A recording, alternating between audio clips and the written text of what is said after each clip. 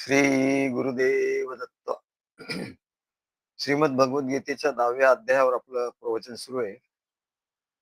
त्यातला हा शेवटचा श्लोक म्हणजे 42वा श्लोक आहे. त्याच्यावर आज आपण प्रवचन करूया. आणि आज या अध्यायाची सांगता होणार आहे, 10व्या अध्यायाची. तेव्हा भगवान म्हणतात, अथवा बहुनैतेन किं ज्ञातेन तवार्जुन विष्टभ्याहमिदं कृष्ण एकांशेन स्थितो जगत्. अथवा बहुने बहुनैतेन किं ज्ञातेन तवार्जुन विष्टभ्यामहमिदं कृष्ण एकांशेन स्थितो जगत्. तेव्हा भगवान म्हणतात, हे अर्जुना, आता हे ज्ञान आतापर्यंत विस्तृतपणे तुला सांगितलंय. हा विभूती योग, माझ्या कोणत्या कोणत्या विभूती आहेत ते सर्व सांगितलं. आणि माझ्या योग शक्ती, माझे तेजाचे जे अंश आहेत ते सुद्धा मी तुला सांगितलंय. पण म्हणाले, हे ज्ञान विस्तृतपणे जाणून घेण्याची काय आवश्यकता आहे, असं भगवान प्रश्न विचारतात त्याला. मग थोडक्यात ते सांगतात की बस एवढंच जाणून घे, एवढंच जाणून घे की मी आपल्या योग शक्तीच्या एका अंशाने, एका अंश मात्राने या संपूर्ण जगाला धारण करून स्थित आहे. आपल्या योग शक्तीच्या एका अंशाने या संपूर्ण जगाला धारण करून स्थित आहे. एका अंशाने धारण केलेलं आहे म्हणाले सर्व जगत. तेव्हा भगवान सांगतात की मी या तू जो प्रश्न विचारला आहे त्याचं उत्तर मी तुला आधीच दिलंय. म्हणजे अत्यंत विस्तारपूर्वक तुला मी तुझ्या सर्व विभूतीचं वर्णन केलेलं आहे. आणि त्याच्यानंतर माझ्या तेजाच्या रूपाने जे विभूती आहे त्याचं सुद्धा वर्णन केलंय. तेव्हा आता या विशिष्ट रूपाचं वर्णन अधिक विस्तार करण्याचं कारण नाही, असं भगवान सांगतात. भगवंताचं विशिष्ट रूप आणि सामान्य रूप. सामान्य म्हणजे कमी नाही आहे असं वाटतं. व्यवहारात आपल्याला असं वाटतं की सामान्य म्हणजे विशिष्ट म्हणजे श्रेष्ठ आणि सामान्य म्हणजे कमी, असं. इथे त्याच्या विरुद्ध आहे म्हणा. भगवंताचं सामान्य रूप म्हणजे जास्त, हे श्रेष्ठ आहे. आणि विशिष्ट रूप हे अंशाने असं आहे, विशिष्ट. पण सामान्य रूप सर्व ठिकाणी आहे आणि सर्व व्यापक आहे. आणि विशिष्ट रूप त्याला मर्यादा आहे. तेव्हा सामान्य आणि विशिष्ट या दोन्हीचं वर्णन भगवंतांनी केलंय. तेव्हा भगवान सांगतात की या माझ्या महात्म्याला पारावार नाही. माझं महात्म्य अपार आहे. कारण म्हणाले, अनंत कोटी ब्रह्मांड. किती ब्रह्मांड आहे हो? अनंत कोटी ब्रह्मांड आहे. तुम्ही तर एकाच ब्रह्मांडाच्या विषयी बोलता की या ब्रह्मांडामध्ये, मग ते योगी लोक असे या ब्रह्मांडात जातात आणि ते परत येतात. आणि या ब्रह्मांडाशी आपल्याला जोडून घ्यायचं आहे. अरे म्हणले, हे ब्रह्मांड कुठले? असे अनंत कोटीचे ब्रह्मांड आहेत. अनंत कोटी असे ब्रह्मांड आहेत म्हणाले. तुझं फक्त याच ब्रह्मांडाबद्दल बोलतोय. आणि भगवान अनंत कोटी ब्रह्मांड याच्याबद्दल बोलतायत. म्हणजे तुझी दृष्टी केवढी कोटी दृष्टी आहे, हेच एक ब्रह्मांड बस. मग आम्ही ब्रह्मांडाशी बोलतो, ब्रह्मांड आम्हाला उत्तर देतं. म्हणजे अरे, एक ब्रह्मांडाशी तू बोलतो आणि एक ब्रह्मांड तुला उत्तर देत असेल, परंतु अशी अनंत कोटी ब्रह्मांड आहेत, त्या प्रत्येक ब्रह्मांडाशी तुला बोलता येईल का? नाही बोलता येणार. आणि तुला उत्तर मिळतील का? नाही मिळणार. या एका ब्रह्मांडाशी तू बोलत असतो. तेव्हा तुझं बोलणं हे किती मर्यादित आहे, तुझ्या शक्ती केवढं मर्यादित आहेत, असं भगवंत यातून सूचित करतात. तेव्हा भगवंताच्या महात्म्याला पारावार नाही म्हणलं. कारण अनंत कोटी ब्रह्मांड रूप सृष्टी, त्याच्या एका अंशात सामावलेली आहे आणि अनंत कोटी जी ब्रह्मांड तुला एकच ब्रह्मांड ते ब्रह्मांड दिसत नाही. त्याच्यातला कुठे एक पृथ्वी. तेव्हा अशी अनंत कोटी ब्रह्मांड जी आहे ती माझ्या एका अंशाने धारण केली आहे. एका अंशात सामावलेली आहे. तसं भगवान श्रीकृष्णाने तो गोवर्धन कळांगोळीच्या अग्रावर धरून ठेवला होता. तसं भगवंतानी सर्व ब्रह्मांड अरे एका अंशाने धारण केली आहे. तेव्हा अनंत कोटी ब्रह्मांड रूप सृष्टी माझ्या एका अंशात सामावलेली आहे आणि धारण केली आहे असं जेव्हा भगवान म्हणतात, त्याचं कारण असं आहे की ही भौतिक सृष्टी जी आहे, ही भौतिक सृष्टी एक ब्रह्मांड नाही, अनंत ब्रह्मांडाची सृष्टी आहे आणि अनेक ब्रह्मांड निर्माण होतच आहेत म्हणाले. बरं असं नाही की ब्रह्मांड होण्याचं थांबलंय. एक ब्रह्मांड हे आपलं आहे, अशी अनंत ब्रह्मांड आहेत. अनंत कोटी ब्रह्मांड आहेत आणि आणि परत ती ब्रह्मांड थांबलेली नाही आहेत. अधिकाधिक ते निर्माण होतच आहे म्हणा. आणि हे सगळं हे जे सारखं निर्माण होतही आहे, एवढं आधी आहे आणि एवढी ब्रह्मांड निर्माण होत आहे. ती सर्व जर तू म्हणशील, तर ती एका माझ्या अंशामध्ये मी धारण केली आहे. म्हणजे माझं महात्म्य काय आहे याच्यावरून तू लक्षात घे म्हणा. तेव्हा ही अनंत कोटी ब्रह्मांड आता भगवंताला म्हणतात अनंत कोटी ब्रह्मांड नायक स्वामी समर्थ महाराज की जय. किंवा अनंत कोटी ब्रह्मांड नायक कोणी संत सत्पुरुष असतील त्यांच्या आधी असं सांगतात. तेव्हा भगवान सांगतात की अरे अनंत कोटी ब्रह्मांड नायक म्हणून त्याचं पूर्ण वर्णन होत नाही मिळालं. त्याच्या पलीकडे आहेत. मी त्याच्या पलीकडे आहे. माझं सामर्थ्य त्याच्या पलीकडे आहे. अनंत कोटी ब्रह्मांड नायक एवढंच नाही म्हणाले. त्याच्याही पलीकडे आहे. तो तर म्हणलं एक अंश आहे माझा. तो चतुर्थांश आहे म्हणले, एक चतुर्थांश. तू जे म्हणतो ना अनंत कोटी ब्रह्मांड नायक महाराज की जय, तर म्हणले तो तर माझा एका अंशाचं तू वर्णन केलं. चतुर्थांशाचं, एक चतुर्थांश माझ्या एक चतुर्थांश भागाचं तू वर्णन केलं म्हटलं. अनंत कोटी ब्रह्मांड नायक जेव्हा तू म्हणतोस, तेव्हा माझ्या एका चतुर्थ अंशाचं तू वर्णन केलं आणि उरलेले तीन चतुर्थांश जे आहे म्हणाले, उरलेली ही हे एक चतुर्थांश आहे आणि हे म्हणाले भौतिक सृष्टीचं तू सांगितलं.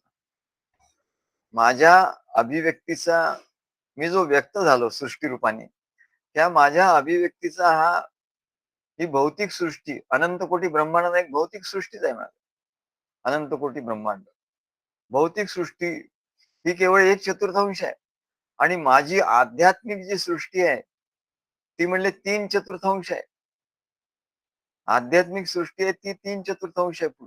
तिथे तुला माहितीच नाही मला. तेव्हा त्या पुरुष सूक्तामध्ये असा मंत्र आहे, एतावानस्य महिमा तो जायांश पुरुषः पादोस्य विश्वाभूतानि त्रिपादास्यमृतम देवी. असं त्या विराट स्वरूपाचं भगवंताच्या वर्णन त्यांनी केलेलं आहे पुरुष सूक्तामध्ये. तेव्हा एवढं प्रचंड विराट ब्रह्मांड त्या परमपुरुषाचा महिमा आहे आणि ते आपल्या विभूतीच्या विस्तारापेक्षाही महान आहे. हा विभूतीचा विस्तार मी तुला सांगितला, हा एका ब्रह्मांडापुरता असे अनेक ब्रह्मांड. तेव्हा हा जो विस्तार आहे हा तर म्हणले भौतिक सृष्टीच आहे. त्याच्याही पलीकडे एक चतुर्थांश आहे, त्याच्या पलीकडे तीन चतुर्थांश आहे. म्हणजे त्याच्या एका पादाच्या विभूतीमध्येच हे सर्व पंचमहाभूतात्मक विश्व ब्रह्मांड विस्तारित होत चाललंय म्हणलंय. ब्रह्मांड ब्रह्म याचा अर्थच विस्तारित होत जाणं, वाढत वाढत जाणं, वाढता वाढता वाढे वेडिलेस शून्य मंडळा.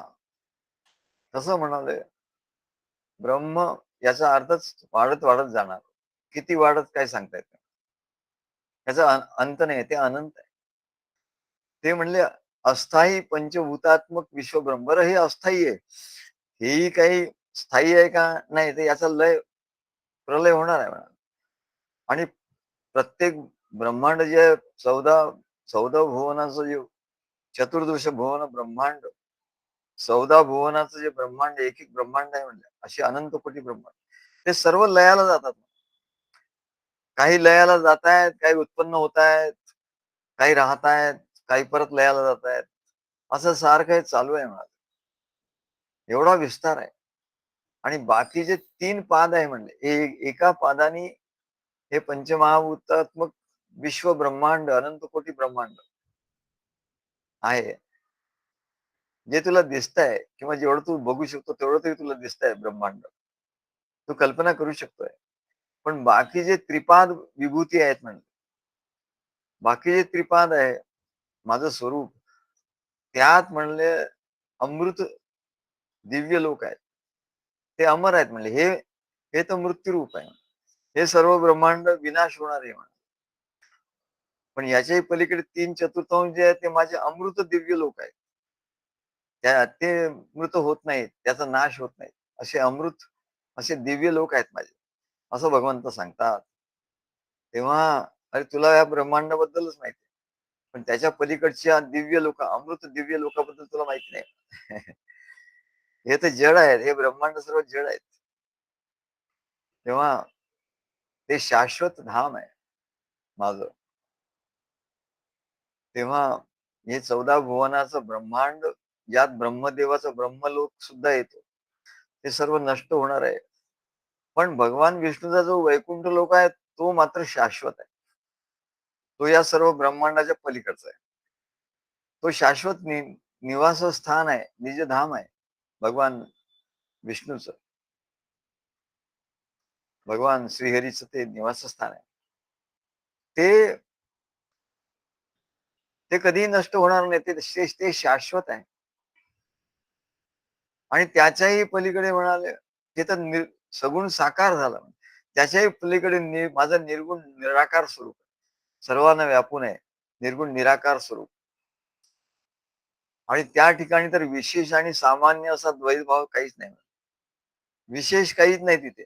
तू म्हणाला विभूती म्हणून सांग, पण विभूती म्हणजे विशेष झालं. आणि सामान्य म्हणजे त्याला सर्व व्यापून असणारा मी निर्गुण निराकार हे सामान्य. तेव्हा या सर्वाच्या पलीकडे म्हणाले विशेष आणि सामान्य हा द्वैतभाव तिथे राहतच नाही. तसंच भगवान म्हणतात, की माझं लहानात लहान रूप असो किंवा मोठ्यात मोठं रूप असो म्हणा, हे दोन्ही माझे पूर्ण अंश आहेत. आणि म्हणून आम्ही बघा, की आम्हाला ते काव्य स्फुरलं. वो है शोला तो मैं उनकी एक चिंगारी हूँ, चिंगारी हूँ, कौन हूँ मैं बताने की जरूरत क्या है, वास्ता जिंदगी से फिर क्या है, प्रेम साहिब से जो लगाया है. म्हणजे चिंगारी त्याची ठिणगी केवढी बारीक असते हो. परंतु त्याच्यामध्ये शक्ती किती असते, तर त्याच्यात शक्ती, पूर्ण शक्ती असते. त्याच्यात अग्नीची पूर्ण शक्ती सामावलेली असते. कारण जर ती ठिणगी पडली एखाद्या ठिकाणी, तर त्याची आग पसरत जाते. जसं ब्रह्म वाढत वाढत जातं तसं ते परमात्म्याचं सूक्ष्माती सूक्ष्म रूप जरी असलं, तरी ते वाढत वाढत जातं. परमाणू बॉम्ब त्याच्यावरून त्यांनी तयार केला परमाणू. आणि तो परमाणू बॉम्ब जर त्याचा स्फोट, की तो एवढा वाढत जातो, एवढा वाढत जातो, एवढा वाढत जातो, की शहराचे शहर बेचिराख करून टाकतो. आणि असतो किती परमाणू, म्हणजे तो दिसत नाही. म्हणजे एका अणूचा 1000वा हिस्सा तो परमाणू. पण त्याच्यात एवढी शक्ती आहे, एवढा लहान असून त्याच्यात एवढी शक्ती आहे. कोणीतरी मागे एक मोठे विद्वान त्यांना प्रश्न विचारला होता, की परमात्मा हा एकदेशी आहे का व्यापक आहे? मग त्यांनी सांगितलं, की परमात्मा व्यापक आहे. आणि त्याच्यावर उत्तर त्यांनी काय दिलं, की एकदेशी असता तर तो व्यापक कसा झाला असता? कारण एखादी एखादी वस्तू एकाच ठिकाणी राहिली, तर ती व्यापक कशी होईल? सगळ्या ठिकाणी नाही जाऊ शकत. पण आमच्या दृष्टीने आम्हाला असं वाटलं, की हे उत्तर चुकीचं आहे. मोठा मोठ्या विद्वानांनी हे उत्तर दिलं. पण आम्हाला वाटलं, की हे उत्तर चुकीचं आहे. वो है शोला तो मैं उनकी एक चिंगारी हूँ. तर मी त्याचा एक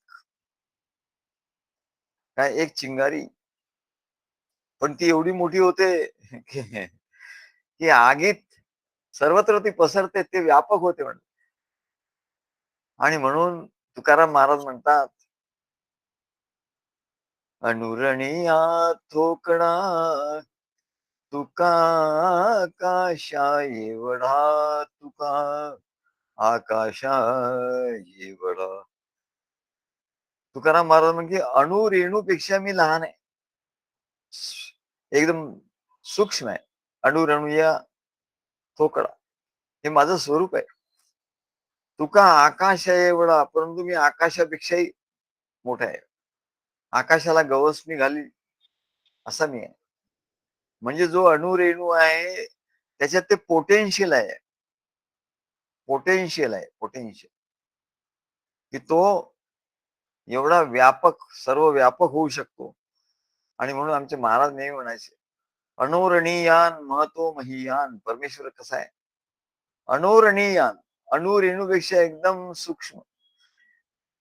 अगदी अणुरणी परमाणूमध्येही तो एकदम स्वस्थ झोप घेऊ शकतो. स्वस्थपणे राहू शकतो. एवढा तो सूक्ष्म आहे. अणोरणीयान महतो महीयान. आणि महान महान जर म्हटलं, व्यापक व्यापक जर म्हटलं, मोठं मोठं जर म्हटलं, तर त्याच्यापेक्षा तो केवढा तरी मोठा आहे म्हणा. तेव्हा तुकाराम महाराजांनी अनुभव घेतला, की मी अणोरणीया थोकडा तुका आकाशा एवढा. मग आम्हाला लक्षात आलं, की अरे त्या त्या पंडितांनी म्हटलं, की परमात्मा व्यापक आहे. हे बरोबर त्यांनी सांगितलं.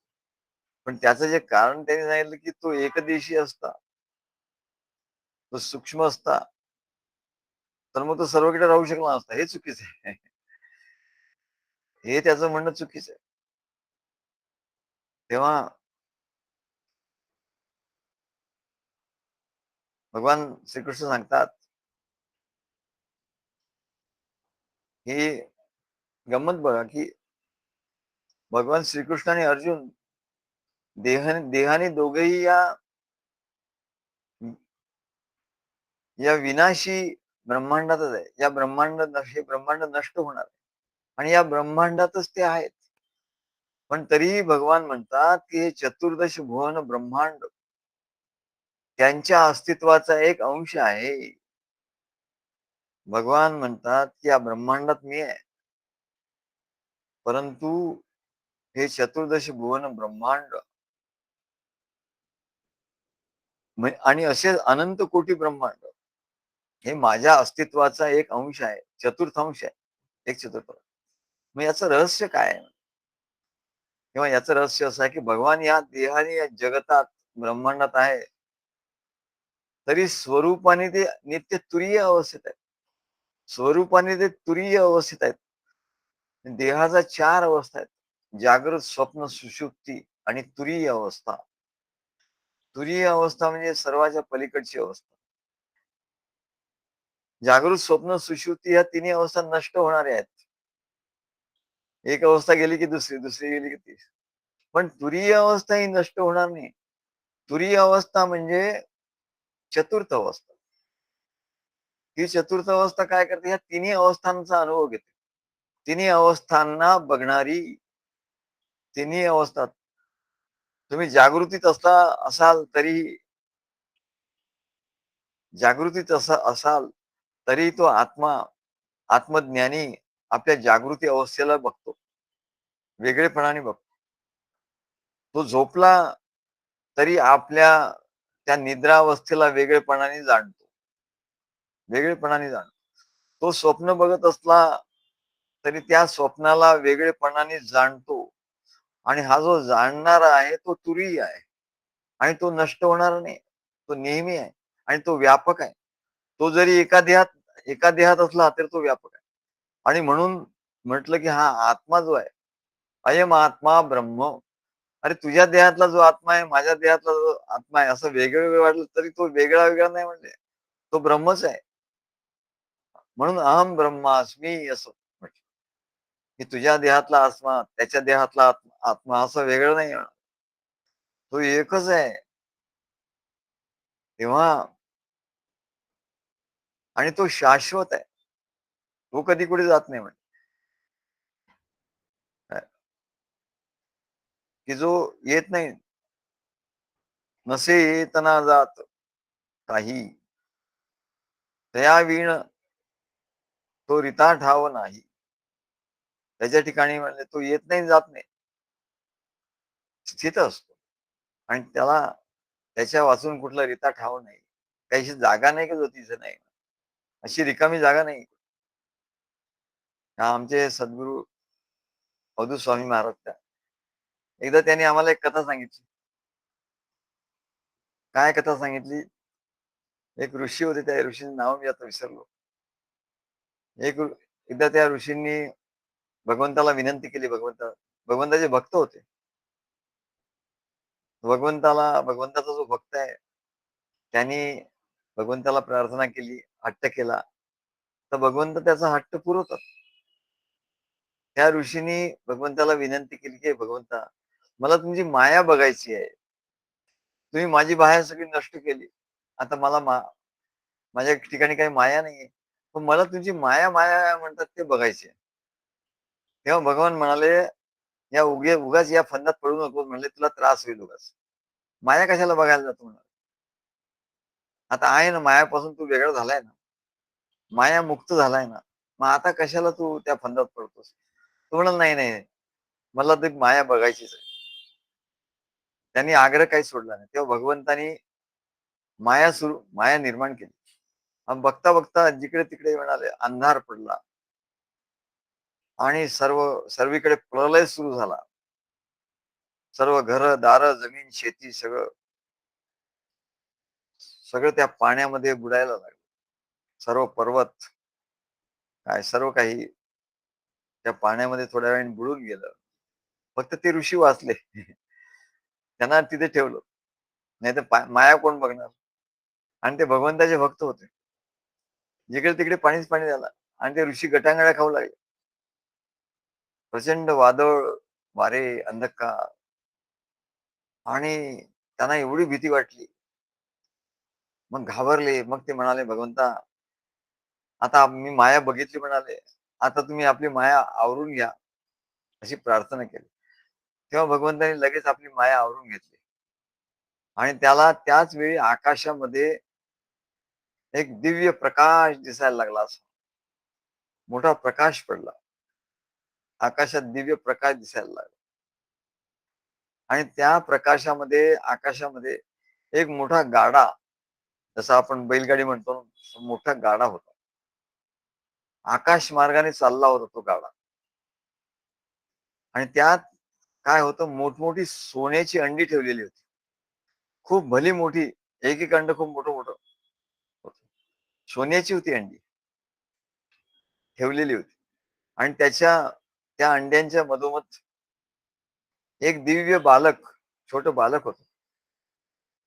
ते वडाचं पान होतं आणि त्याच्यावर पहुडलेलं होतं.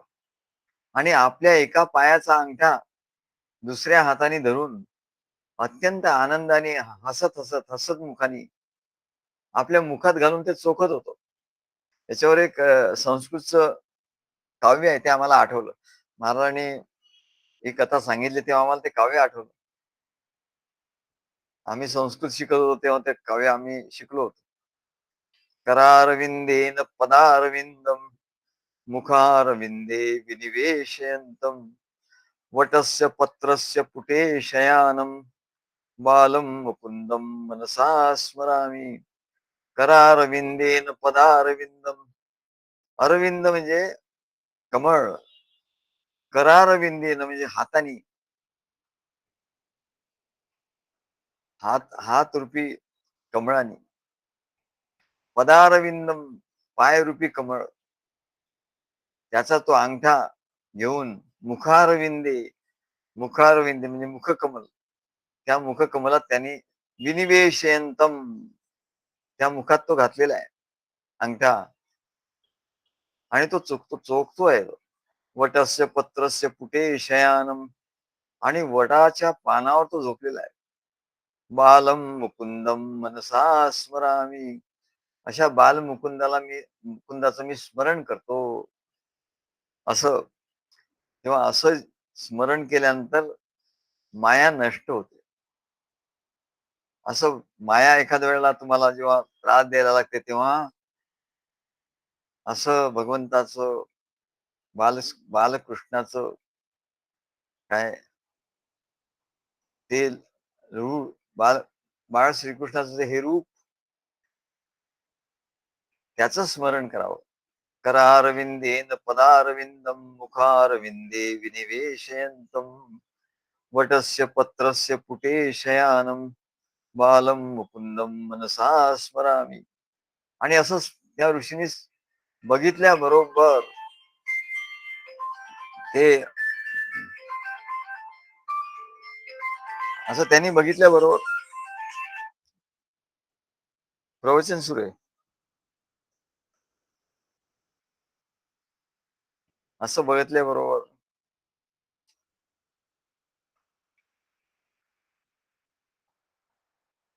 त्यांनी ते बघितलं. सर्व माया निघून गेली. आणि नुसतं तेवढ्यावरच ते थांबलंच नाही. त्या बालकाने पुढे काय केलं की अंगठा चोखता चोखता दुसरा एक पाय त्याचा मोकळा होता. त्या त्या दुसऱ्या पायाने तो काय करायचा, त्या सोन्याच्या मोठ्या अंड्याला तो असा धक्का द्यायचा पायाने. आणि ते अंड गडगडत जायचं अवकाशामध्ये. ते अंड गडगडत जाऊन तिथे तिथे ते फुटायचं. आणि त्या फुटणाऱ्या अंड्यामधून आणखी एक मोठं ब्रह्मांड निर्माण व्हायचं. म्हणजे आधी हे ब्रह्मांड आहे, या ब्रह्मांडात ते अंड फुटलं की त्यातून एक दुसरं ब्रह्मांड बाहेर पडत होतं. हे दुसरं अंड. आणि परत एक दुसऱ्या अंड्याला असं धक्का मारला होता, त्याच्यातून ब्रह्मांड निर्माण झालं. असा तो गाण्यामध्ये चालला होता. तेवढं महात्म्य आहे. म्हणून म्हणतात अनंत कोटी ब्रह्मांड नायक. भगवंताला अनंत कोटी ब्रह्मांड नायक का म्हणतात, की एवढी ब्रह्मांडाची ब्रह्मांड निर्माण करतो. काय एवढं अद्भुत महात्म्य त्याचं बघून ऋषींना अत्यंत आश्चर्य वाटलं. आणि सर्व माया क्षणात निघून गेली. तात्पर्य काय आहे, तर अनंत ब्रह्मांडाच्या पलीकडे असणार हे ब्रह्मांड काहीच नाही. म्हणले एक चतुर्थांश आहे.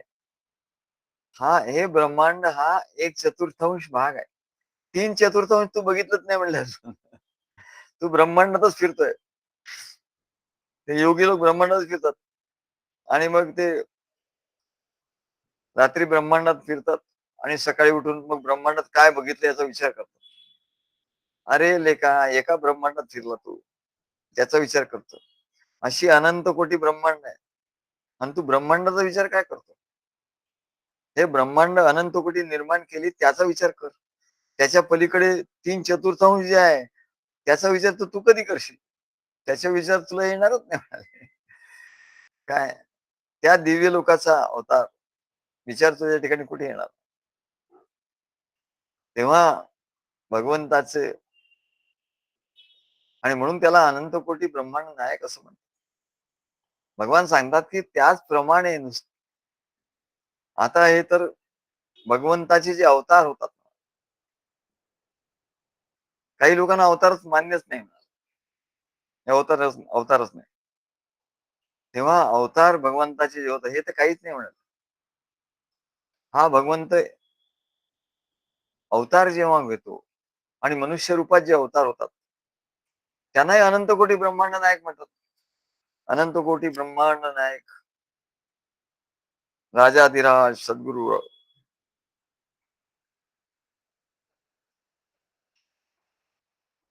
असं म्हणून त्यांचा जय जयकार करतात. कारण ते मनुष्य रूपात असं काय आहे? हे तर मनुष्य रूपात आहे. ते जरी मनुष्य रूपात असले तरी ते तुरीय अवस्थेत असतात, चौथ्या अवस्थेत असतात. या तीन अवस्थांच्या पलीकडे ते एक चतुर्थांश त्याच्या पलीकडे असतात. तीन चतुर्थांश मध्ये ते असतात. ती तुरीय अवस्था तीन चतुर्थांश आहे ना. तुरीय म्हणजे चार. त्याच्यात असल्यामुळे ते पूर्णपणे सर्व व्यापक असतात. आता मनुष्य रूपातला सर्व व्यापक कसा होणार हे लोकांना आश्चर्य वाटतं. आणि म्हणून ते विद्वान ते म्हणाले की तो एकदेशी आहे, तर तो व्यापक कसा होणार? पण तुकाराम महाराजांनी सांगून टाकलं, अनुरणीया तोकडा तुका आकाश आहे एवढा. तेव्हा म्हणले नुसतं परमात्माच नाही, त्याचा अवतार, त्याचे अवतार, त्याचे भक्त सुद्धा हे मनुष्य देहात असून सुद्धा अनुभवाने त्या तुरीय अवस्थेत असतात म्हणून ते सर्वव्यापी असतात. सर्वव्यापी स्वरूपात असतात. योगी असतात ते फक्त त्याच ब्रह्मांडात भ्रमण करू शकतात. आणि हे तर सर्व ब्रह्मांडात भ्रमण करतात आणि त्या ब्रह्मांडाच्या पलीकडे जातात. तेव्हा अनुभवाने सर्वव्यापी स्वरूपात असतात. ते आपल्या एका अंशाने संपूर्ण ब्रह्मांडाला, अनंत कोटी ब्रह्मांडाला व्यापून असतात. जसं बटू वामनाचा अवतार झाला. आता तो दिसत होता लहान, म्हणजे मनुष्यापेक्षाही बटू, ज्याला बटू म्हणतात, छोटासा. त्या बटू वामनाच्या अवतारात पण त्याचा प्रताप किती. त्यांनी बटू वामनाने बळीराजाला त्रिपाद भूमीचं दान मागितलं आणि त्या बळीराजाने त्याला ते दान दिलं. बळीराजा असं म्हणाल नाही, मग माझ्याकडे काय राहील, तुम्ही सगळं घेतलं तर माझ्याकडे काय राहील, असं नाही. तो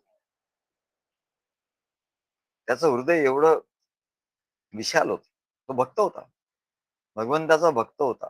आणि त्याच्यामुळे त्याचं हृदय एवढं विशाल होतं की अरे आपलं जे काय, आपलं कुठे आहे, म्हणजे आपण काय आणलं, हे सर्व त्या देवाचंच आहे, देवाने दिलेलं आहे. आपण कुठून काय आणलंय का? हा, आपण कुठून आणलं असतं आणि मग देवाला दिलं असतं तर गोष्ट वेगळी. सर्वच तर देवाने दिलंय म्हणाले. ते पाणी तू पितोस, तहान लागते, पाणी पितोस, ते कुठून आणलं? ते तू आणलं का? देवाने दिलंय. देवाने निर्माण केलं. सूर्यप्रकाश देवाने निर्माण केलं. काय? भूमी देवाने निर्माण केली. तेव्हा त्याचंच त्याला तू देतोयस. तू वेगळं थोडी देतो. त्याच्यातही तू दरिद्रीपणा करतोय म्हणा. तेव्हा बळीराजा हा भक्त होता आणि त्याला बळीराजाने त्रिपाद भूमीचं दान दिलं. तेव्हा बटू वामन त्याला असं वाटलं की हा छोटा मुलगा आहे. पण त्यांनी एका पावलामध्ये स्वर्ग मृत्यू पाताळ व्यापून टाकलं. त्याला म्हणले स्वर्ग मृत्यू पाताळ झालं. दुसऱ्या पावलात ब्रह्मलोकापर्यंत सगळं ब्रह्मांड व्यापून टाकलं. हे सर्व ब्रह्मांडात व्यापून झालं. म्हणले आता कुठे टाकू? आता तिसरं पाऊल कुठे? सर्व ब्रह्मांड व्यापलं म्हणलं मी. आता ब्रह्मांडाच्या पलीकडे कुठे काय आहे? तिसरं पाऊल कुठे ठेवू ते सांग. तर तो बळी सुद्धा, तो जरी असुरांचा राजा होता तरी तो भगवंताचा भक्त होता, विष्णूचा भक्त होता. आणि म्हणून त्याने सांगितलं की हा भगवंता, त्यालाही सुचलं, तो भक्त असल्यामुळे त्याला सुचलं, नाही तर काही सुचलं नसतं. की भगवंता तुझा पाय कुठे असणार? म्हणले माझ्या माझ्या शिरावर, की माझं मस्तक नेहमी तुझ्या पायावर असतं. तसं म्हणजे तुझं पाय ठेवण्याची जागा खरी म्हणजे माझं मस्तक. तेव्हा माझ्या मस्तकावर तू तिसरं पाऊल ठेव. तेव्हा तिसरं पाऊल त्याच्या मस्तकावर ठेवून वामनाने काय केलं, त्याला पाताळात घातलं. वामनाने त्याला पाताळात घातलं. म्हणजे न्याय केला, न्याय. कारण असुर हे देवांना त्रास द्यायचे. देवांचं आणि असुरांचं युद्ध व्हायचं. आणि म्हणून त्याला दंड तर केला पाहिजेच. आणि म्हणून त्याला पाताळात घातलं. परंतु दुसरीकडे तो भक्तही होता. म्हणजे त्याला त्याने जे चूक केली होती त्याचा दंड दिला. परंतु एकीकडे तो भक्त होता आणि त्याच्या भक्तीने प्रसन्न होऊन त्याने त्याला सांगितलं वर माग. तर त्यांनी सांगितलं की तू माझ्या महालामध्ये द्वारपाल हो. द्वारपाल होऊन राहा. आणि भगवान तिथे द्वारपाल होऊन राहिले म्हणाले, भक्ताच्या द्वारात. म्हणजे भगवान केवळ न्यायनिष्ठ नाही, तर ते दयावानही आहे. की एकाच वेळी बघा, या उदाहरणात एकाच वेळी ते न्यायनिष्ठ आणि दयावान आहे. तेव्हा परमेश्वर केवळ ज्ञाननिष्ठ तो असता तर पापी लोकांना शिक्षा न देता त्याने सोडून दिलं असतं. पण गंमत म्हणजे एका बाजूला तो न्यायनिष्ठही आहे, चुकीचा तो दंडही देतो. आणि दुसरीकडे तो भक्त असेल तर दयादक्ष तो साक्षीने पक्ष घेतो. तो दयादक्ष आहे आणि म्हणून तो साक्षीने पक्ष घेतो. तो चुकला असेल, बरोबर आहे, त्याचा दंड मी त्याला देईन. परंतु त्याच्या भक्तीने त्याचं रक्षण पण मी करीन. आणि भक्तीने त्याला वर पण मी देईन, असं भगवान सांगतात. तेव्हा भगवान म्हणतात या की मी केवळ म्हणाले अणु रेणूपेक्षा लहान आहे, महतो महियान. माझं महात्म्य तेवढं नाही म्हणा. मी अणु रेणूपेक्षा जरी लहान दिसलो तरी मी सर्व व्यापक आहे. आणि म्हणून हे अर्जुना, मला मी जरी तुला सांगितलं, तू विचारलं म्हणून मी सांगितलं, विभूती तू कुठे कुठे आहे मी सांगितलं. पण असं माझं होऊ शकत नाही म्हणा, की मी त्या त्या विभूतीच्या रूपाने आहे. पण त्या विभूती तू म्हणशील की तेवढ्या पुरताच आहे, तर नाही, मी तिथेही मी व्यापकच आहे. ती प्रत्येक विभूती माझी व्यापक होऊ शकते, हे लक्षात ठेव म्हणा. मी जे तुला सांगितलं ते विभूती की ह्या रूपाने मी आहे, ह्या रूपाने मी आहे, परंतु त्या विभूतीच्याच ठिकाणी असं महात्म्य आहे.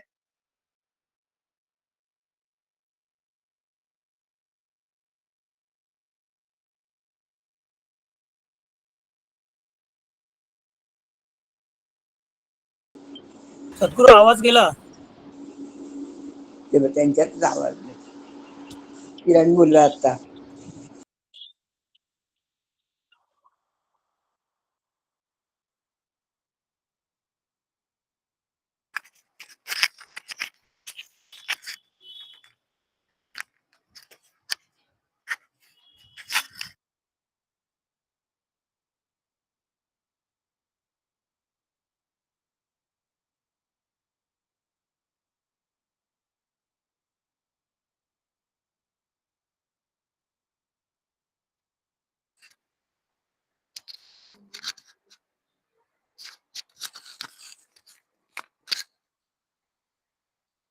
तेव्हा तुला माझं महात्म्य असं एक दिवशी वाटलं तरी मी एक दिवशी नाही.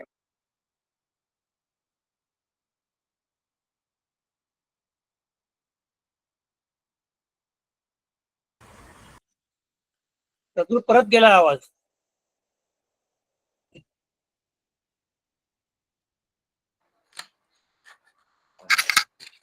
आला.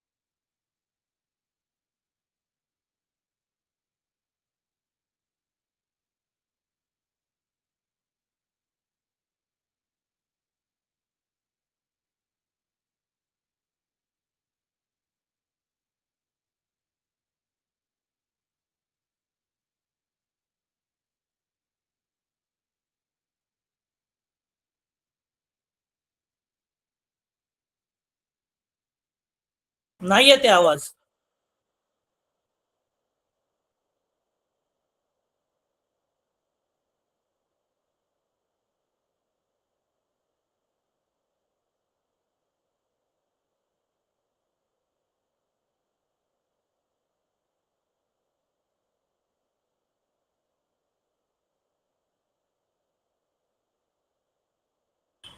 नाही येते आवाज.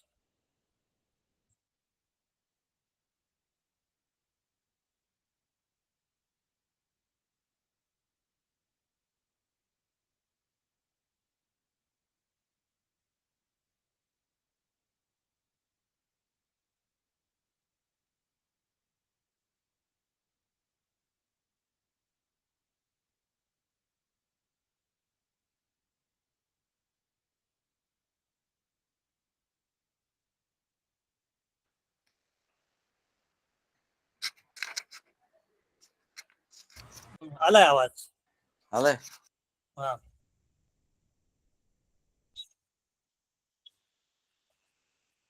त्याच्यावर टिक टिक करा बरं.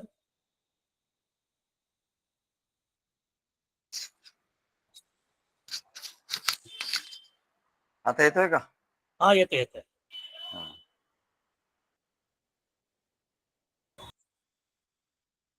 नाही गेला परत. परत गेला आवाज.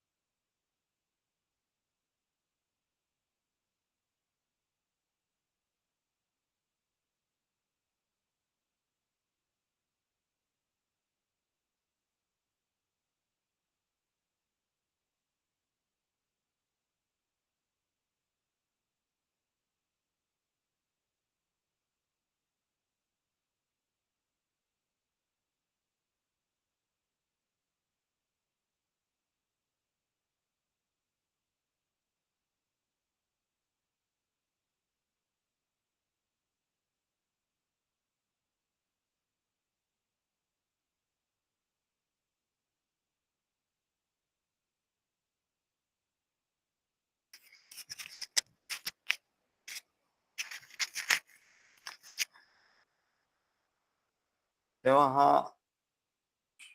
रेकॉर्डिंग चालू आहे का तुमचं? हो चालू आहे. अथवा बहुनैतेन किं ज्ञातेन तवार्जुन विष्टभ्याहमिदं कृष्ण मेकांशेन स्थितो जगत. एवढं सांगून आज पूर्ण करूया. श्री गुरुदेव दत्त.